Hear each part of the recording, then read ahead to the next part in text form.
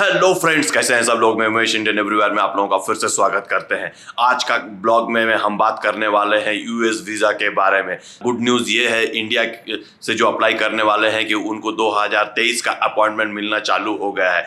तो मैं सोचा आपको इसको अपडेट करूं और क्या प्रोसीजर है यूएस वीज़ा लेने के लिए उसके बारे में भी कुछ जानकारी देता चलूं। मेरे लास्ट वीडियो जो मैंने यूएस रिलेटेड बनाया था उस पर अभी तक 1350 से भी ज्यादा कमेंट्स आ चुके हैं और उसमें से बहुत कॉमन क्वेश्चंस है। मैं उसको आज एड्रेस करने वाला हूं क्यों, जैसे कि आप उसे हेल्पफुल हो सके। तो जैसे आपको पता है कि यूएस वीजा लेना इतना भी कठिन नहीं है और इतना इजी भी नहीं है जितना लगता है। पहला स्टेप आपका है DS-160 फॉर्म भरने के लिए।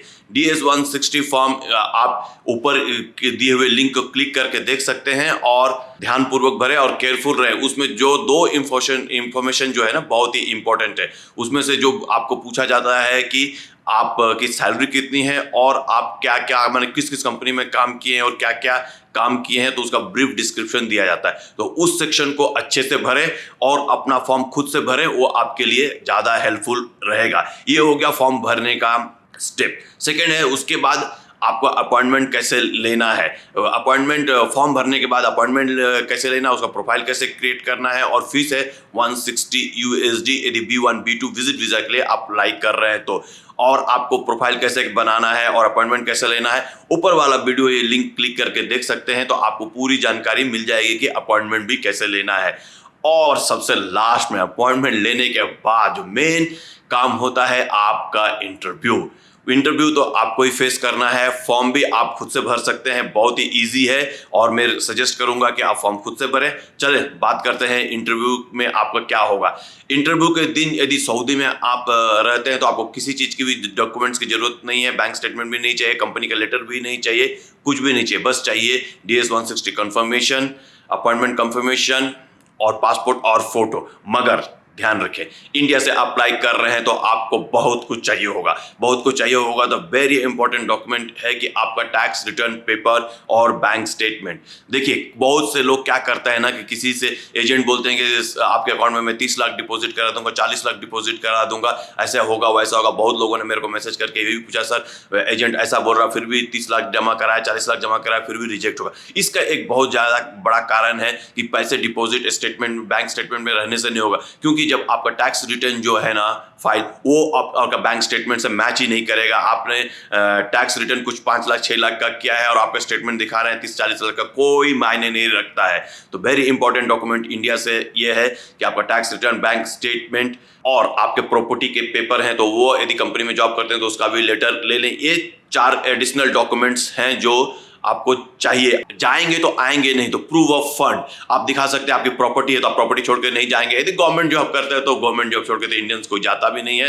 तो ये सब बहुत हेल्पफुल होता है वीजा इंटरव्यू के दिन, ये सब डॉक्यूमेंट्स लेके जाना। हाँ, अब आ जाते हैं इंटरव्यू में क्या होता है। पहला बेसिक क्वेश्चन होता है आप करते क्या है। तो आप करते क्या है, आपने जो DS-160 में लिखा है उसी को आपको उत्तर देना है, अच्छे से देना है। जैसे मान लीजिए आप बिजनेस करते हैं, सिर्फ मत बोल दीजिए कि मैं बिजनेस करता हूं। बताइए मेरा दुकान है, मेरा फैक्ट्री है, मेरे फैक्ट्री में 40 लोग काम करते हैं, मेरा फैक्ट्री में ये होता है। थोड़ा ब्रीफ जानकारी दे। सिर्फ बिजनेस बोलने से तो कुछ समझ में नहीं आएगा सामने वाले को। थोड़ा आप जानकारी देंगे तो उसको भी क्लियरिटी होगा कि हाँ भाई ये बंदा करता क्या है। उसी तरह से आप जॉब करते हैं तो आप बोल सकते हैं मैं CFO हूँ, मैं ये हूँ वो हूँ, मेरी इस कंपनी में ये रोल है। पहला क्वेश्चन का आंसर तो ये हो गया। दूसरा पूछते हैं वो कि आप जाना क्यों चाहते हैं, कौन सा सिटी में जाना चाहते हैं तो आप बता दें आप घूमना जाना चाहते हैं। आप बता दें, आप रिसर्च कर ले थोड़ा कि आप कौन से सिटी में जा रहे हैं, उधर के कुछ जानकारियाँ आप इकट्ठी कर लें, वहाँ कौन सी जगह है जहाँ आप विजिट करना जाना चाहते हैं। ये सब सारी जानकारियाँ आप इकट्ठा कर लें। इससे क्या होगा कि आपको आंसर देने में क्लैरिटी होगी, आप एकदम सही और तुरंत आंसर देंगे। बहुत जरूरी है कि इंटरव्यू में ना 2-3 क्वेश्चन ही पूछते हैं, उसके बाद ज्यादातर 90% लोगों को बोलते हैं thank you this time we can not give you a visa and it is been rejected. आपको समझ में नहीं आता हुआ क्या, 2 ही क्वेश्चन इसने पूछा और मेरे को रिजेक्ट कर दिया। ऐसा नहीं होता, आपको उसी में उसने जज कर लिया। तो सही पहला इंप्रेशन है ना, थोड़ा अच्छे से बताएं। पहला क्वेश्चन जैसे मैंने बताया कि आपको पूछता है कि आप करते क्या हैं, तो उसको अच्छे से बताएं और कहाँ ट्रैवल करना जाना चाहते हैं वो बता दें। और जनरल नॉर्मल क्वेश्चन ये होता है कि इसके पहले आप कौन कौन कंट्री में गए हैं, तो वो गए हैं अभी तो अच्छा है। तो कभी कभी ऐसा नहीं होता कि बहुत ज़्यादा ट्रैवल हिस्ट्री होता है, आपको वीज़ा ही मिल जाता है। लास्ट वीडियो में आपने देखा होगा मेरे दोस्त का कोई ट्रैवल हिस्ट्री नहीं था, फिर भी यूएसए का 10 साल का वीज़ा मिल गया। तो ये इसका ये कोई मापदंड नहीं है कि आपका ट्रैवल हिस्ट्री है तो मिल जाएगा, आपका ट्रैवल हिस्ट्री नहीं है तो नहीं मिलेगा, ऐसा कुछ भी नहीं है।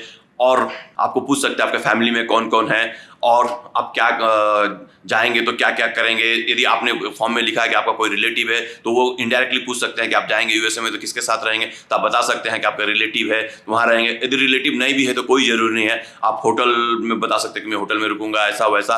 तो ये सब बेसिक क्वेश्चंस होते हैं, ज़्यादा बड़ा लंबा इंटरव्यू नहीं होता है, 3-4 मिनट का इंटरव्यू होता है, उसी में आपको वो जज कर लेते हैं और रिजल्ट डिक्लेयर कर देते हैं। मैं आशा करता हूं कि आपको ये क्लियर हो गया होगा। और सबसे बड़ी खुशखबरी की बात है कि आप अब इंडिया में 2023 से B1 B2 के अपॉइंटमेंट्स मिलने चालू हो गए हैं। तो आपको मैं बेस्ट विशेस देता हूं कि आपका वीज़ा मिल जाए, वीज़ा मिलने के पहले आपको अपॉइंटमेंट मिल जाए कि आपके इंटरव्यू के लिए जा सके। बहुत से लोग बहुत दिनों से सफ़र कर रहे थे, तो ये तो अच्छी बात है कि आपको अपॉइंटमेंट मिलना चालू हो गया है। तो मैं आशा करता हूं कि ये ब्लॉग आपको अच्छा लगा होगा। देखने के लिए बहुत बहुत शुक्रिया। Until then take care guys, bye bye, see you soon.